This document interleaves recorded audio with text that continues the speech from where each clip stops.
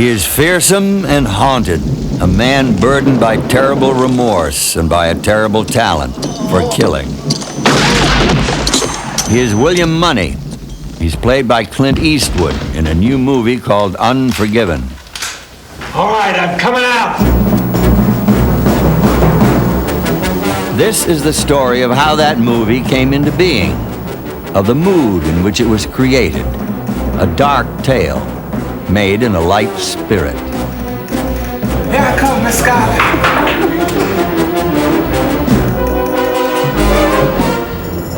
Most especially, it is the story of how the film was directed by Clint Eastwood.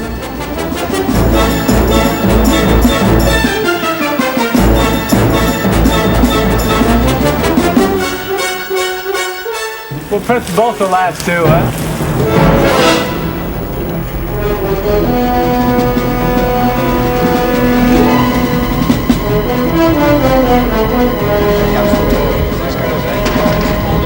All right, fellas.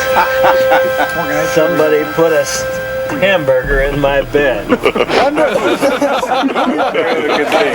if I hadn't just had lunch, it would have been all right.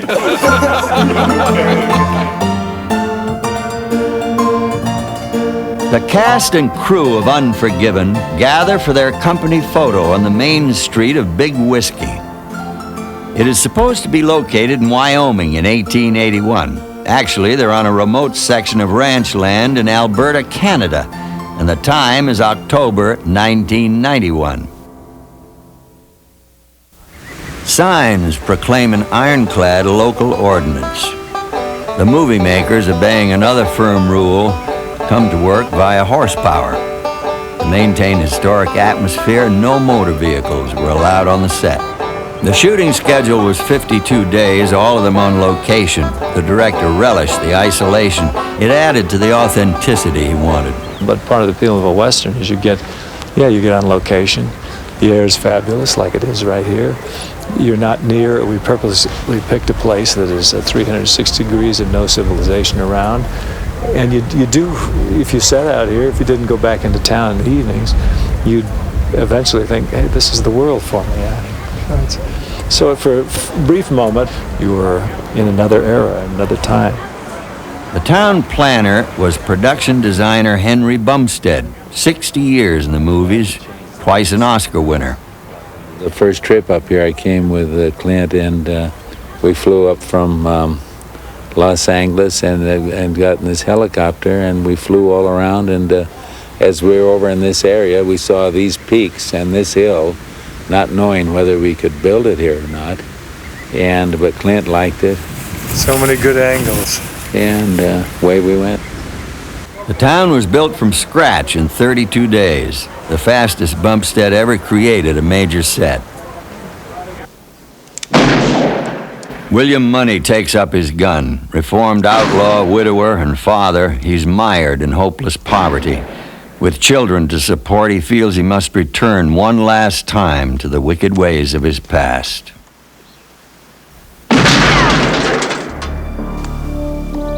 The least of Big Whiskey's citizens, the town prostitutes. One of them has been mutilated by clients who have gone unpunished.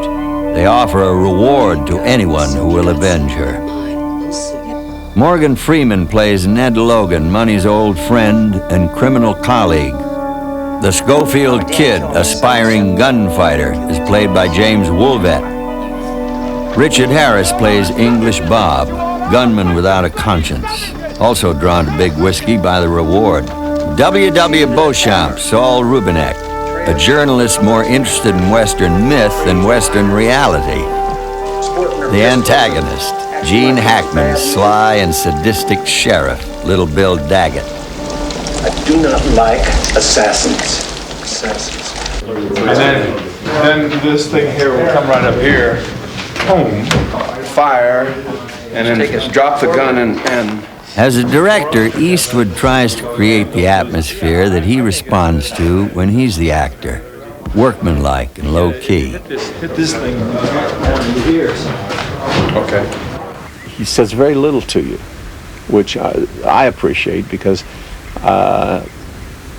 much of what's said to you by a lot of directors is all ego, and they say it for the people who around the camera.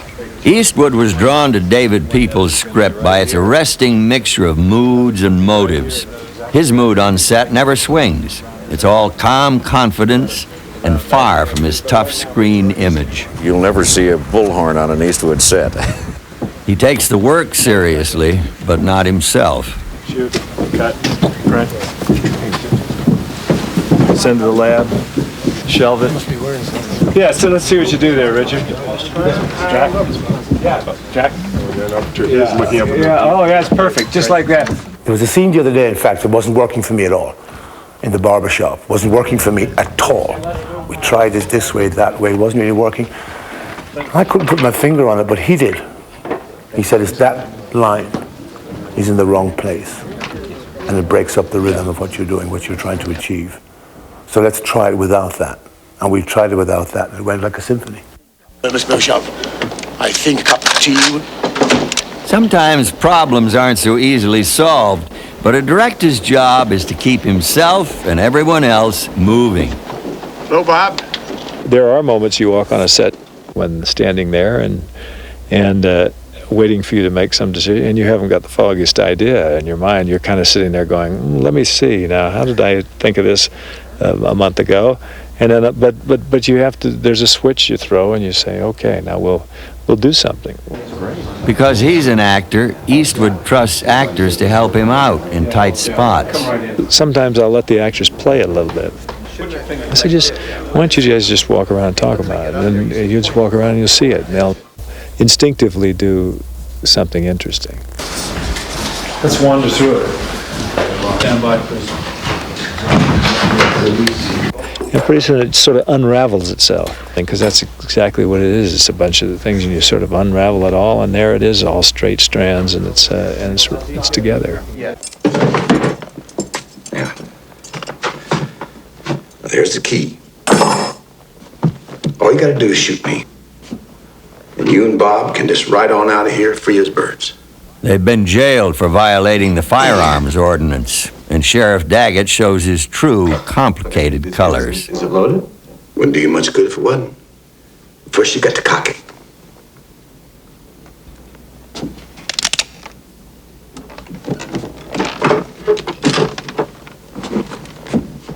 Now you gotta point it. Go on, point it.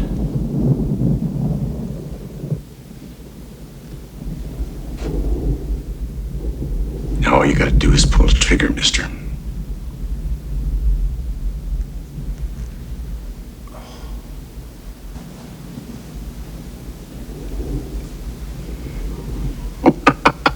Hot, ain't it?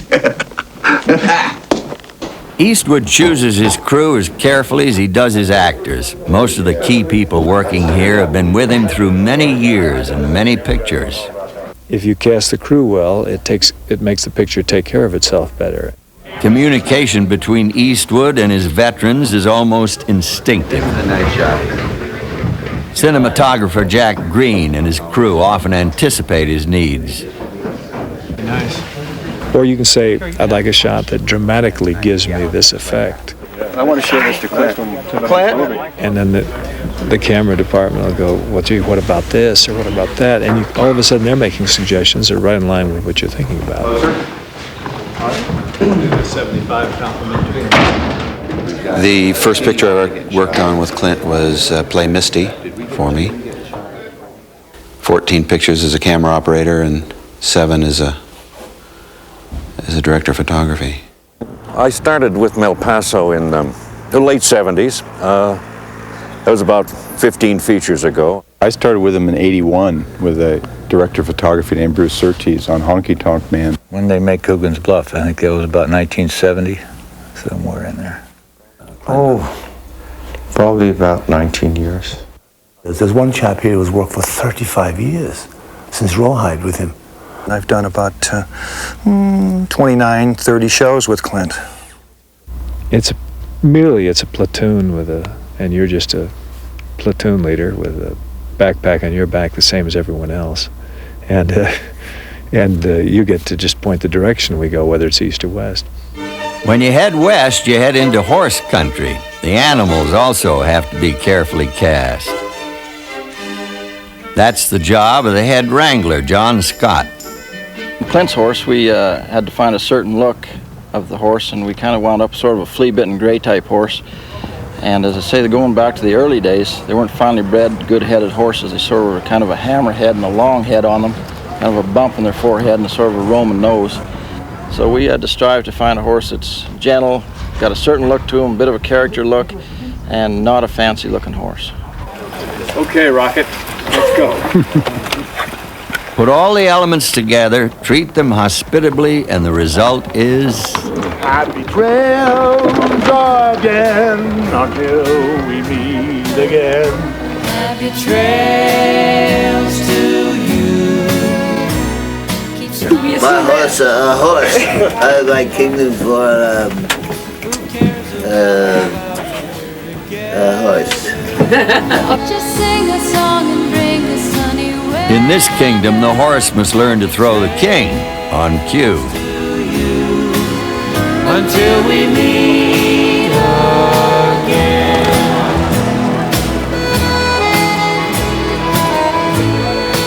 When I was a kid, just about everywhere I went, I rode a horse.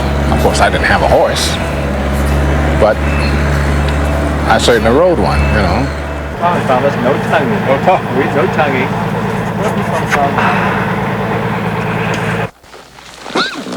Riding toward Big Whiskey, a comical confrontation.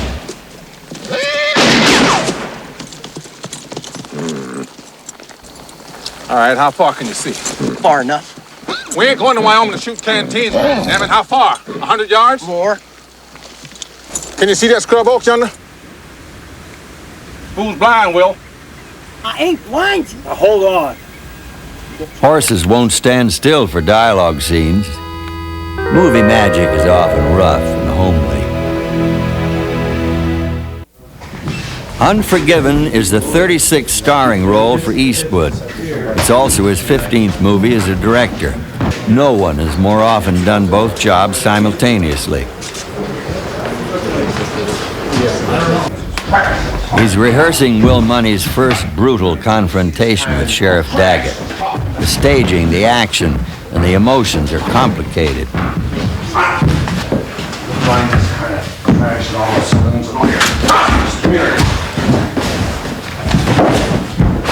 The company worked most of a week in this cramped, smoky, and claustrophobic set. Eastwood was always looking for ways to lighten the atmosphere, for himself, for everyone. Pour me one of those, too. You have to set a tone, and if I'm not in that mood, if I don't set that, then I can't expect anyone else to follow suit.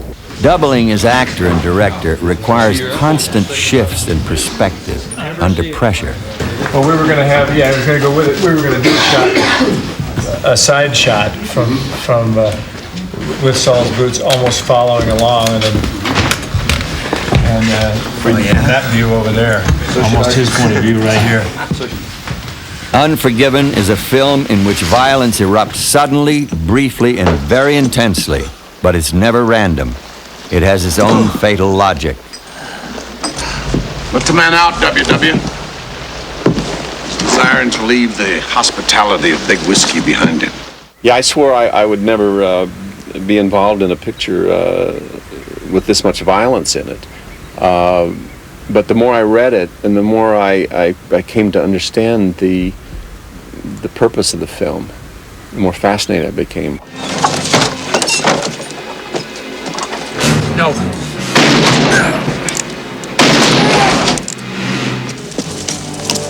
Did you get him?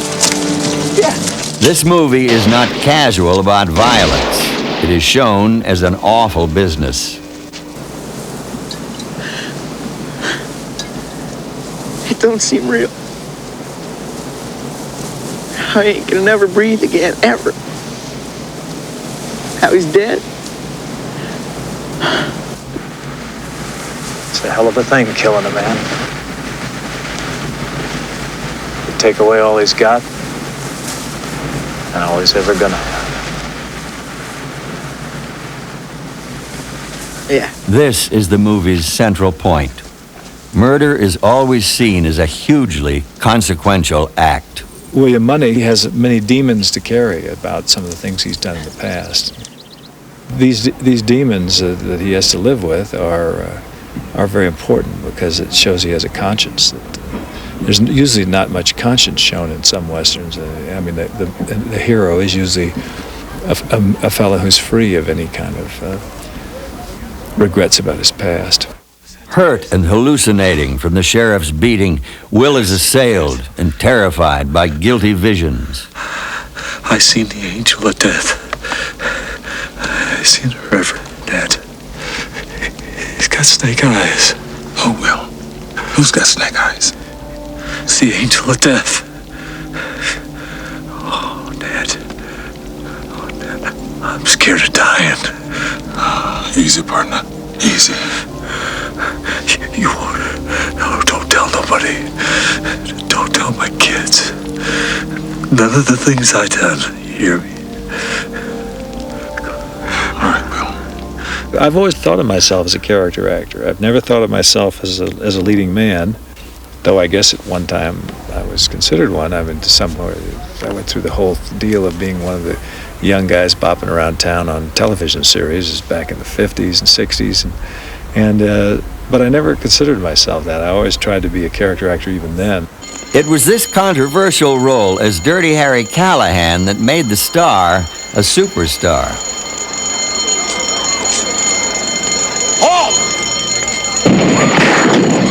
It was his fourth film with Don Siegel. Widely regarded as the greatest action director of his time, Siegel is also a continuing influence. Don was a guy who could get a lot on film with very little in the way of budgets. And by watching him, I tried to grab that. Now, I don't shoot quite as lean as Don, but at the same token, Don was a guy who knew exactly, he had to plan everything. He knew exactly what was going to be shot, and he would do no more. Eastwood learned more than frugality and efficiency from Siegel. He learned to master the mechanics of complex, high-speed sequences like this one. He also discovered that a high-energy, fast-moving company tends to infuse a film with those qualities. He likes to shoot fast. I think a lot of that is because he is an action director and most of his pictures are action, and he feels by moving quickly on the set, by moving the setups and not staying 7, 8, 9 takes on the same thing, but breaking the angle, changing a lens, moving the action just a little bit, helps everybody keep moving a little faster, and that again translates onto celluloid. Go back. Stand down because you're going down the floor. Let another one off into the floor. Come on, Mark. Mark. A big action piece is composed of 100 small details. Just gone down there. Get him. Action.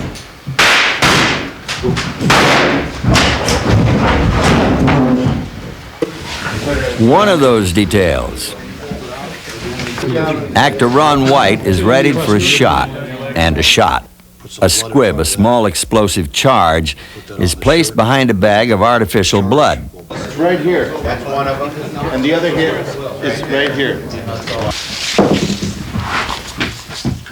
Taped to his body, it will be fired electronically, as it is in this test. Just kidding. The result is highly realistic. Still, things do go wrong. On stage, they're preparing the final confrontation between Daggett's deputies and Money.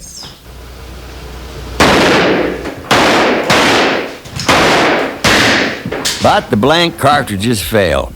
It's always rebellious, inanimate objects that put the director in a bad temper.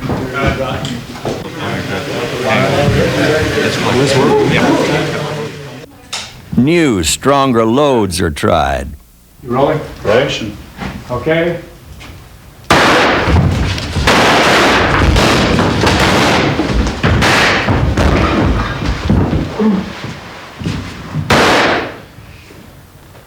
Amidst carnage, peace is restored.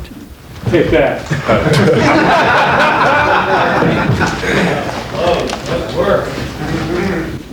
Months later, working with Joel Cox as editor since 1982, Eastwood meticulously orders and shapes Unforgiven's climactic sequence.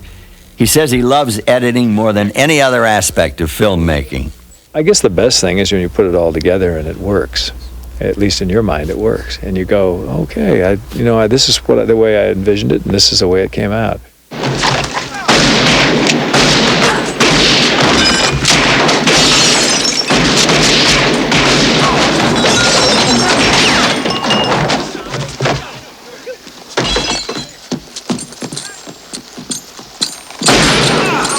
I don't believe you. You killed 5 men, single-handed. I was lucky in the order. But I've always been lucky when it comes to killing folks.